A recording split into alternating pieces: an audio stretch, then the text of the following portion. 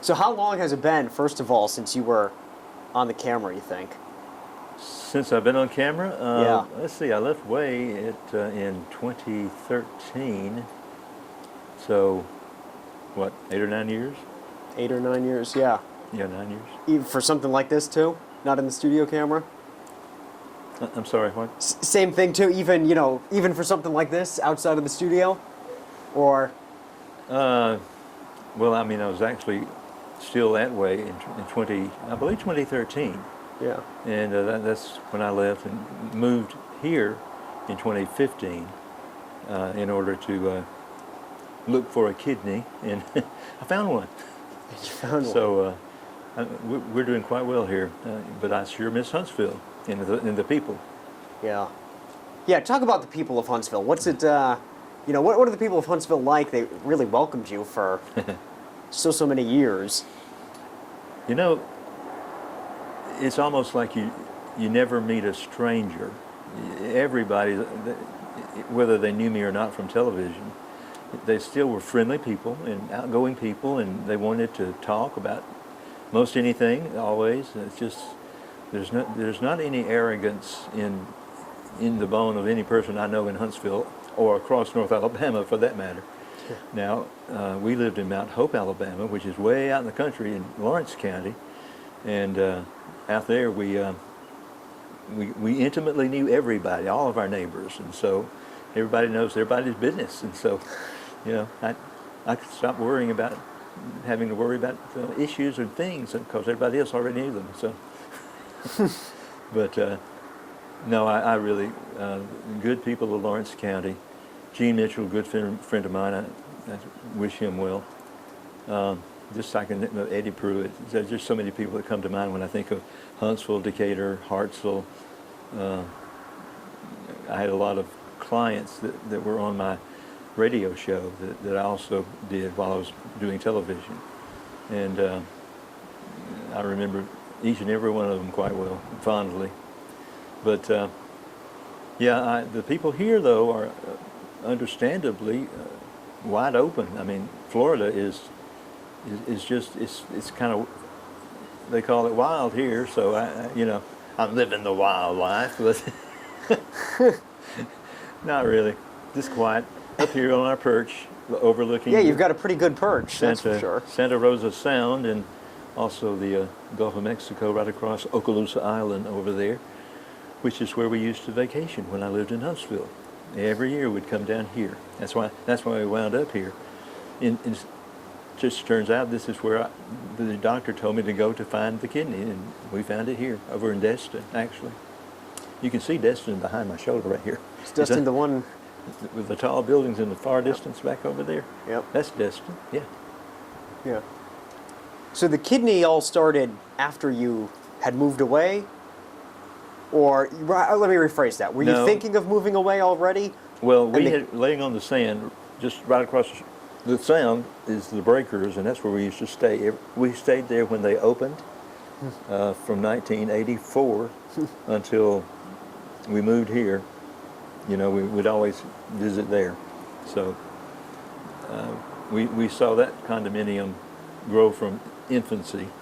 This one's only 10 years old, so it's not that old either. But we looked for property up and down the coastline here. We wanted to live as close to the beach as we could. But I was thinking that this probably was the best spot because those people right over there are going to, unfortunately, get hit a lot harder than I would by any hurricane. Yeah. And that island right over there, Okaloosa Island, would buffer a lot of the storm. Now this building will withstand a Cat 5, but what won't withstand a Cat 5 is all the power lines and everything else around here, and getting back and forth. So I would evacuate here only if a 4 or 5 was coming straight at us. And so Cat 3, well, actually we've had Cat 3 miss us by just a couple of miles, really. As a direct hit. So we've had significant damage, but around here, but nothing real serious since I've been here. Now, they've had hurricanes in years past before I came here that directly affected this community. But, you know, I knew I was moving out of Tornado Alley into Hurricane Alley, but, you know, Hurricane Alley is a much bigger space than just North Alabama. So, Yeah. so, but I stay right on top of it for all my friends and neighbors here. Yeah. So, big storm, something you're used to for really your whole life. Big part of why we're here today, we've got the big anniversary coming up of the '89 tornado. So, a little bit about how, kind of leading up to that day, you know, you were working in Huntsville, you were on the air in the days leading up to that, right?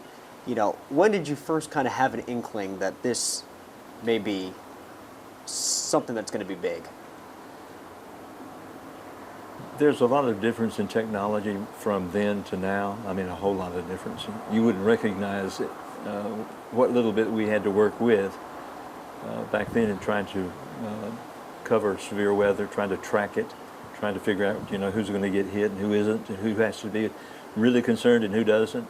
I mean, you can do all that now, but back in 1989, you could not do that. Back in '89, all we had was reflective radar, which is just a bouncing back of the intensity of rain falling that's approaching you like in a cold front, like on that day in '89, November 15.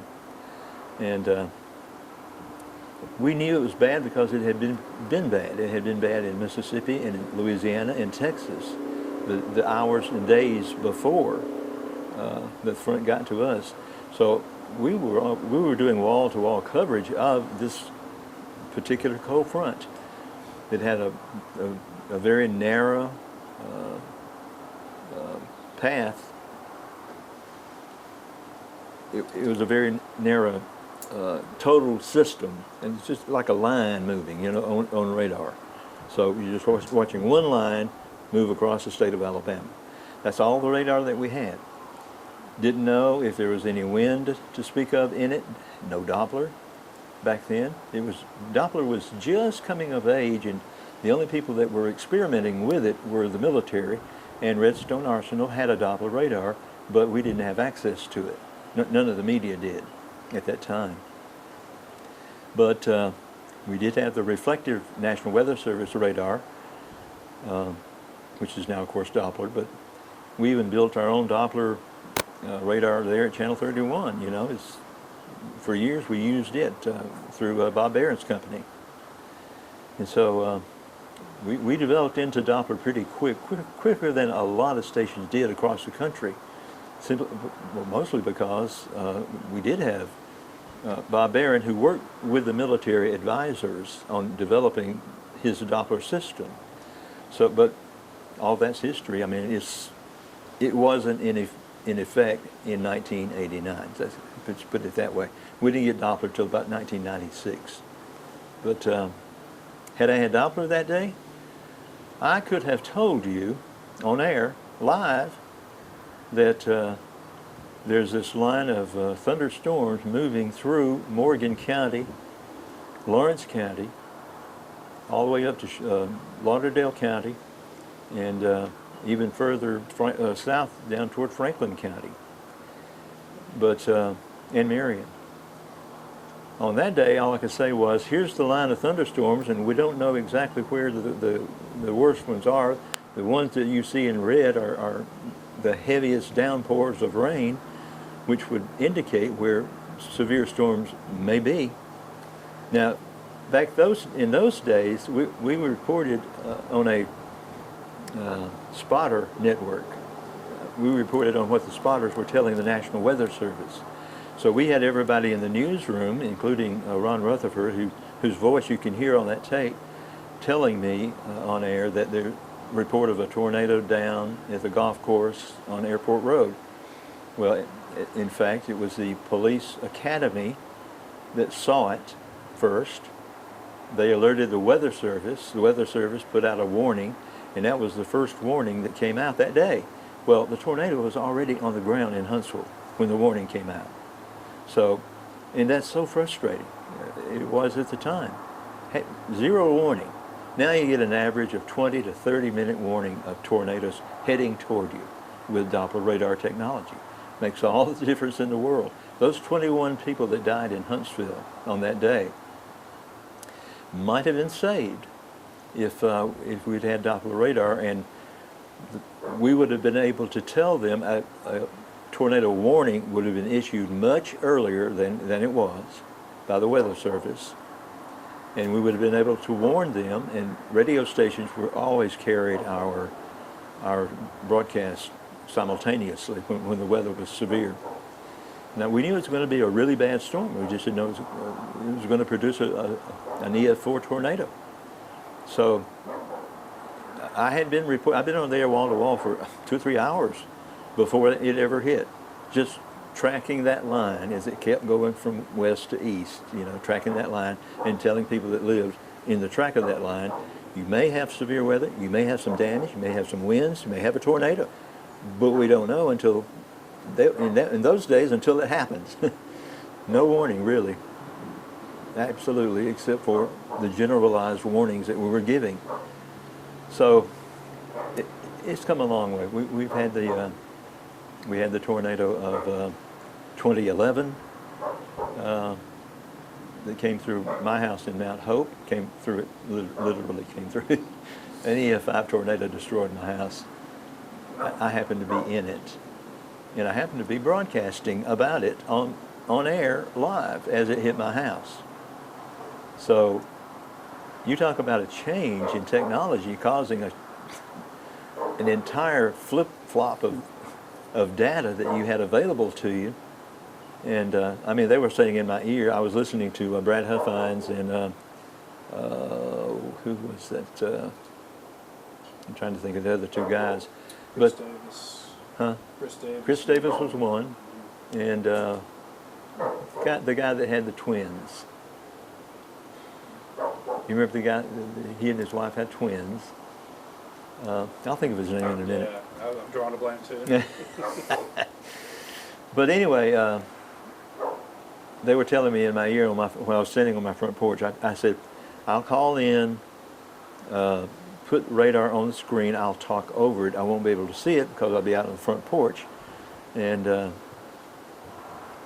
so I was just describing as it was approaching Mount Hope, and I could see across the pasture in front of my house to the mountains of Bankhead Forest, and it had just hit Phil Campbell in Hackleburg as a 4, I believe. And then when it came over the mountains, it turned into a 5 there where I lived, and then it turned back into a 4 as it went on up into Tennessee. Category I'm talking about. And so my house got hit by the strongest winds of a tornado that we know of, and it was destroyed. It was like a bomb hit it. It didn't blow it away. It just blew everything to pieces, and it was piled up. Well, I was under all of that pile, but and that's an entirely different story that we can tell another time. But back in '89, it was just pure frustration. And then after the tornado was reported on the ground in Huntsville, my wife, who taught at Madison County Elementary and High School out in Gurley, was at school at that moment. It was 4:30. She was working late with some kids, some kind of after-school program.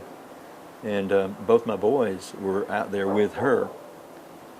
And so I was thinking about that while I was reporting that the tornado was going up Airport Road, when in fact, by the time I said that, it was doing it. I mean, the fact that I said it probably didn't help anybody at all avoid it. But 21 people, and most of them in vehicles.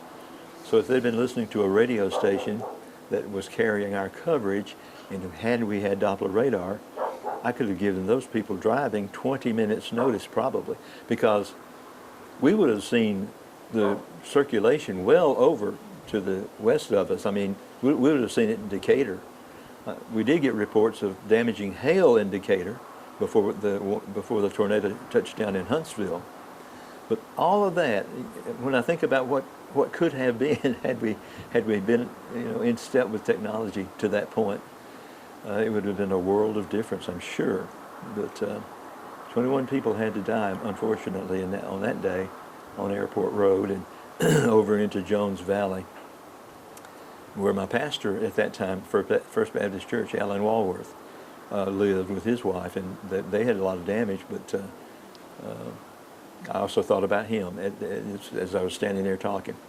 But during every little break I could get, I'd yell out to somebody in the studio, please call my wife at Gurley and find out if everything's okay, because that tornado was heading to Gurley from where we were.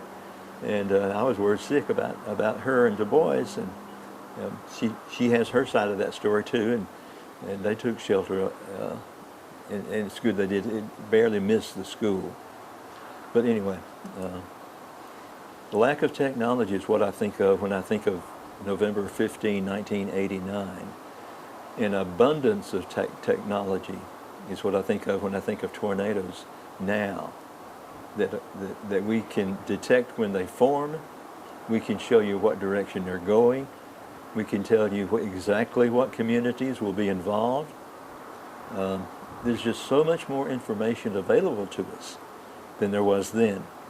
So, oh, woe is me, I guess, is all I can say about that. But In the days after the storm, what do you remember the most? well, our reporting of all the damage and all the deaths and horrendous injuries that were caused by that tornado. A lot of people lost arms and legs, and just terrible injuries. You never hear about those very much. You do hear about the 21 deaths. There's that memorial right there on the corner of Whitesburg and Airport. But yeah,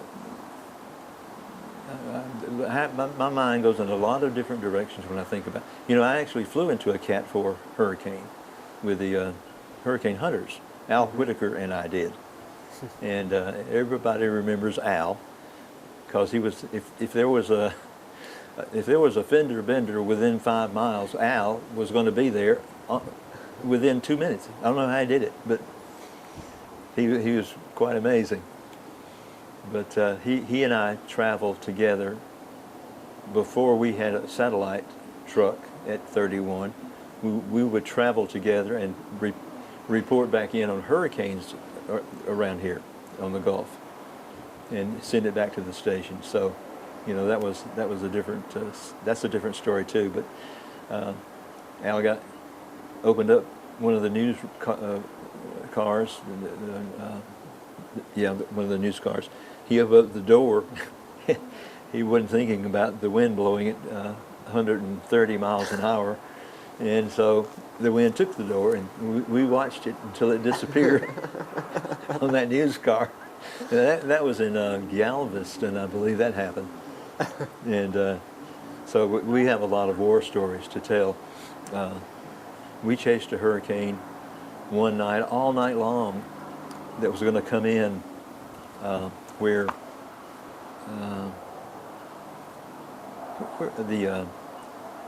was a National Evangelistic College.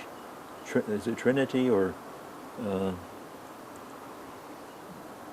I can't remember who it was, but this famous TV preacher that was head of that college. And this hurricane, Gloria was the name of the hurricane, was coming straight at that college. And everybody expected it to, so Al and I, we were heading to that area so that we could cover it for the station. And so as we kept driving that night, we heard that Jerry Falwell, that's who it was, Jerry Falwell had gotten on the air on his network and had a mass prayer to shift the course of that hurricane, Gloria, Cat 5. Nobody expected it to happen, but it did. And Al and I just kept chasing it. Kept going north. We wound up in the Virginia coast, big military base there, and we caught the tail end of it. It's about the best we could do because it was moving so fast. And that was just a long overnight trip to go cover a hurricane that ran from us, and we blamed Jerry Falwell for it. Talk a little bit about flame cherry fall. That's funny. Oh, good Lord. I hadn't heard the car door story. That's Oh, awesome. yeah. That's something you would do. You would, Yes, yeah. it is. Al had to drive that car back with no door, back to Huntsville. Like a Jeep. Oh, I can't imagine. Oh, How did you first get a job at Channel 31 to begin with? okay. As I mentioned earlier, all three stations lost their chief meteorologists at the same time. And I was working at beautiful 97, the most beautiful music in the world. And I had been interested in applying to the TV stations because I had worked in television in Tuscaloosa on CBS station before while I was in college. And that was what I was trained in, and that was what my degree was in. But when I moved from Birmingham to Huntsville back in '81, I could only find a radio job at WRSA. So I was the whole time thinking well, one day Alan Duncan walked in. He worked part-time at the radio station, but he worked full-time at the TV station, 31. And I said to him one day, just in passing, I said, you know, Alan, I really would like to get on the weather department at one of the stations locally, especially yours. I said, I enjoy watching it. And he said, well, didn't you hear we just lost Bob Barron, and he's moving on? And, you know, he moved on to build an empire of radar systems across the world, and I'm happy for him. But he was leaving 31, and he was the #1 meteorologist on the air at that time, according to the local ratings. And so, I told Alan, I said, well, I think I'll just apply there. Well, when I met M.D. Smith, you know, I'd been on radio, but I hadn't been in television for a while, and since college, and so I didn't have a whole lot of current experience. But he and I just chatted. He had me come into the studio one day, and he wanted to just have a conversation with me with the camera running. And who's a studio guy that runs around with his head cut off? Tom Barker. Tom Barker. Tom Barker was there and working with in the studio stuff. And so MD asked Tom. He said, "Fire up one of the cameras here and go tell so and so in the director's room that I'm going to film or tape an interview with Gary." So that's what we did. He just asked me questions, just like you are, and I just answered them. And so that was how I got introduced to 31. I also applied at 19 and at 48 because they both were looking for a chief meteorologist at the same time. But I was leaning toward 31 if they made me an offer, and I was really doing most of my pleading and follow-up work with M.D. Smith, the fourth. And I think Betty Higgins had a big role with him taking a liking to me. Now, the rest of the board of directors, I understand, did not want to hire me because of my inexperience. But MD outvoted them somehow. He said, "I got a feeling about this kid," and I got started, and sure enough, we plowed on through and did some amazing things together. But How old were you when you got hired? 34 years old, I believe. And you got hired as chief? Yeah, because Bob was chief. Because he was, yeah. And besides Bob, I don't know who else there was, but they weren't as weather prepared as he was. I mean, they didn't have the background that he did in weather technology, because, like I told you, he'd been working with military folks out there for a long time at Redstone, discussing radar systems and Doppler radar and all that. So his mind had been in it a long time. So he was chief. I had more weather experience than anybody else working up there at that time. So that automatically went to me. But anyhow, that's how I got started. And those years then was kind of WAAY's glory days. That was WAAY's heyday. That Oh we were yeah, there. yeah. We #1 station for a long time, and have been since, several times since I've been there. But it's competitive business, and everybody wants to be #1. The growth is phenomenal. It's not unexpected, though. I mean, I always expected it would grow fast. And now it's the #1 most populated city in the state. And when I mention Huntsville to anybody that lives around here, this condo or any of my neighbors nearby, they have favorable impressions of Huntsville without me ever saying a word. Oh, isn't that city that's just like rockets and modern technology and all of that? And I said, absolutely, absolutely. And so people are aware of Huntsville, that's for sure, from around here. What's it like when you go back? Well, here, I don't get the personal attention that I used to get in Huntsville and Decatur and Florence and Mount Hope and Scottsboro and Fort Payne. And sorry to hear about Jeff Cook's death. Yeah. Yeah. I know the Alabama, the whole crew very well. In fact, I've had Randy Owen and his wife over at my house for a birthday party that we did a weathercast from.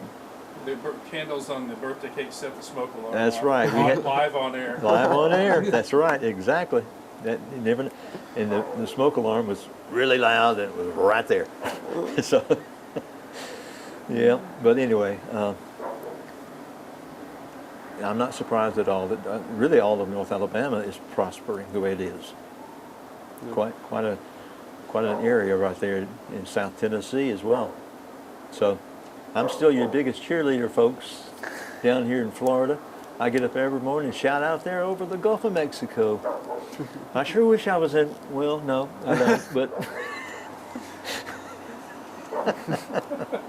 I used to work a lot with the folks at the Huntsville, Madison County Botanical Gardens. Yeah.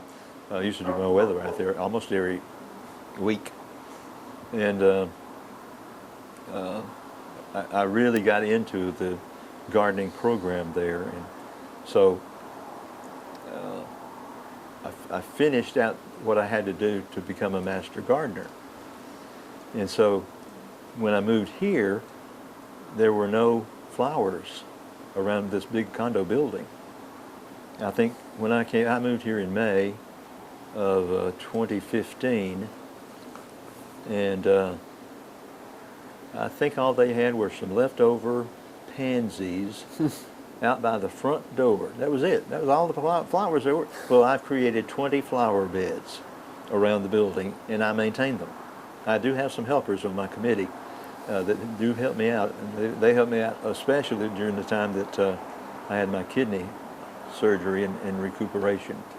So I relied on them. But if you go out, please take note of the beautiful flowers we have at the Presidio, because they're mine.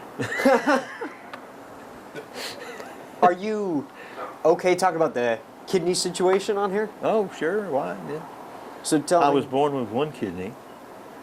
My mom lived with her parents, cotton farmers. And when she got married, back in 1949, because I was born in 1950. She still lived there, close to her parents, and they would every year cover their cotton plantation practically with some kind of very dangerous pest control. Back then, you can't buy it now. Yeah. Didn't know any better at the Something time like type DDT. of deal? No, they didn't know it. Yeah. Nobody knew it was dangerous, and caused birth defects. And so, I was born with one kidney, and it's blamed on the fact that she was in the middle of that kind of atmosphere. So anyway, that one kidney has been failing me since, I don't know, since probably my 20s. And so started going to a kidney doctor, eventually wound up on dialysis, which saved my life, of course, 3 years of that, because my one kidney's function was 6%, and that won't keep you alive by itself. So dialysis did. Then I got on the list for a donor at UAB and at Vanderbilt. I'd been on their list for 7 years. I had my doctor in Huntsville said, I have a friend who's a doctor in Fort Walton Beach, where we always vacation. And he said, they're opening up a new clinic, a new transplant program in cooperation with Northwest Florida College. And so he said, you're likely to get on their waiting list at a much higher place than you are at UAB and Vanderbilt. And sure enough, I could take that 7 years waiting and apply it here, and it shot me straight to the top 5. And I eventually wound up on the very top, except I stayed at number 2 for quite a while, and I had 4 calls from the kidney office to tell me, we have a kidney available that will work for you, but there's one person ahead of you, but we can't find them. And if we can't find them in 48 hours, it's yours, but we needed to let you know. That happened 3 times. 3 times they called me and said, we can't find the person. But 3 times they called me and said, we found the person. But you're next. Well, I wasn't next. I was 4 down from that. But anyway, they called me, said, we got the perfect kidney for you. And really perfect. Yeah. And then the last one worked. Halloween was when I got it. 2 years ago, this past Halloween, is when the transplant was done. And I found out some information, maybe it's my old reporter days, but I found out where my kidney came from. And it's a 10-year-old boy over in Destin that got run over by a truck on his bicycle. His parents wanted to donate all of his organs, and so I got one of his kidneys. Perfect shape, perfect tissue match, blood type match, and a kidney that had never experienced a drop of alcohol, a puff of any drug, or an injection of any drug. I mean, this a pure, healthy kidney, and that was such a blessing to me and to my wife and our family. And I still pray for those people that gave up their son so that I could continue living, because I would not be here right now without that kidney. I had gone down pretty fast after I left Huntsville. But yeah, I had ballooned up to 220 pounds. As soon as I got the kidney, I lost so much fluid in my body. I'm down to, right now I'm 175. So And I feel happy, healthy, and my local doctor says I'm the healthiest patient he has in his entire practice. So what else could I ask for? that was my next question. You're 72 and got a clean bill of health from the doc. That's right. What more could you ask for? All right, go back to WAAY one more time. Fondest memory from WAAY 31 in your decades there? Or what sticks out the most when you think back? I guess probably the tornado that took my life, not my life, took my neighbors' lives and spared me. That's just the hand of God to me. And that, of course, sticks heavily in my mind of my life, which mostly is of weather. And I mean, I started weather when I was a 10th grader in high school with a science project called Forecasting the Weather in My Backyard. And that's how I got started. Science project that won the state, Alabama's science fair. and it also won for me the National Science Fair in my category, which gave me a lot of tuition money to go to college. Where'd you go to college? University of Alabama. Should have known by the front door. Roll Tide. We came out of the elevator and said, "Oh, this has got to be it." Yeah, my Florida neighbors and fans, they rolled to my door just the other day. But it wasn't the Florida fans, it was the LSU fans that lived Yeah. here. Oh my goodness. Can I ask you to touch on something? Yeah, go for it. Go for it. Go for it. In a nutshell, briefly,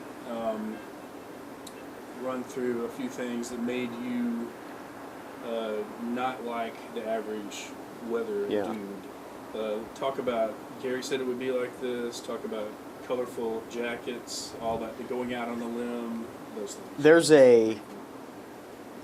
Sean and I like our fair share of pranks around the newsroom. So he's disabled his computer when he's not around so that I can't get into it and, send emails. And there's a rolling slideshow, and one of them is a bumper sticker. What is it? Is it a bumper sticker? Yeah. And it has your face. It says, "Gary said it would be like this." On every day it goes by. Got it. It's a retro screensaver. I got a bunch of old pictures, you, Jamie, everybody, and they alternate. And I have to type in a password to get in so people can't get in and do mischief. But anyway, that bumper sticker was huge. Talk about it, just a little bit about how that came to be. I have a funny story I can tell you about. Well, how it came to be was Magid, our consulting company at the time. They had been doing it in other markets, and it was very successful for them there. So they talked MD into spending a lot of money to promote the Gary Said It Would Be Like This campaign. I believe he spent about $100,000 on just that particular promotion, with billboards that's all across North Alabama that said nothing but Gary said it would be like this. But the 31 logo wasn't added until 2 months later to the billboards, because he wanted everybody talking about who's Gary, what Gary, which Gary. It just happened at the time Gary Hart, who was going to run for president, had an affair of some sort with some young lady, and so his name was in the news a lot. So a lot of people thought it was Gary Hart said it would be like this, But it was just any Gary that you could think of. Even funnier to me, my wife of 35 years now had been married to a Decatur policeman, and his first name was Gary. And so when he saw that billboard, Gary said it would be like this, he thought I had put up the billboards because I was poking at him, being my wife's first husband. So, it went a lot of different directions. But let me tell you a funny story. There's a little bar near what used to be Madison Square Mall called Rugby's.